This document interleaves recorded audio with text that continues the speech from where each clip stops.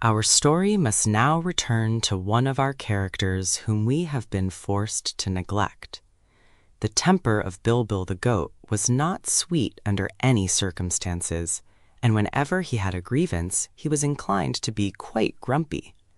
So, when his master settled down in the palace of King Goss for a quiet life with the boy prince, and passed his time in playing checkers and eating and otherwise enjoying himself, he had no use whatever for Bilbil, and shut the goat in an upstairs room to prevent his wandering through the city and quarreling with the citizens. But this Bilbil did not like at all. He became very cross and disagreeable at being left alone, and he did not speak nicely to the servants who came to bring him food. Therefore, those people decided not to wait upon him any more, resenting his conversation and not liking to be scolded by a lean, scraggly goat, even though it belonged to a conqueror. The servants kept away from the room, and Bilbil grew more hungry and more angry every hour. He tried to eat the rugs and ornaments, but found them not at all nourishing. There was no grass to be had unless he escaped from the palace. When Queen Kor came to capture Inga and Rinkitink, both the prisoners were so filled with despair at their own misfortune that they gave no thought whatever to the goat, who was left in his room. Nor did Bilbil know anything of the changed fortunes of his comrades until he heard shouts and boisterous laughter in the courtyard below. Looking out of a window, with the intention of rebuking those who dared thus to disturb him, Bilbil saw the courtyard quite filled with warriors, and knew from this that the palace had in some way again fallen into the hands of the enemy. Now, although Bilbil was often exceedingly disagreeable to King Rinkitink, as well as to the prince, and sometimes used harsh words in addressing them, he was intelligent enough to know them to be his friends, and to know that King Goz and his people were his foes. In sudden anger, provoked by the sight of the warriors and the knowledge that he was in the power of the dangerous men of Regos, Bilbil butted his head against the door of his room and burst it open.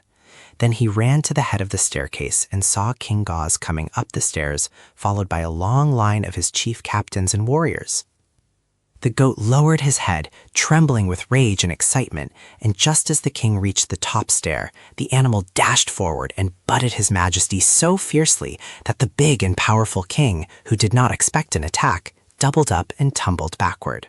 His great weight knocked over the man just behind him, and he in turn struck the next warrior and upset him, so that in an instant the whole line of Bilbil's foes was tumbling heels over head to the bottom of the stairs, where they piled up in a heap, struggling and shouting, and in the mix-up hitting one another with their fists, until every man of them was bruised and sore. Finally, King Goss scrambled out of the heap and rushed up the stairs again, very angry indeed.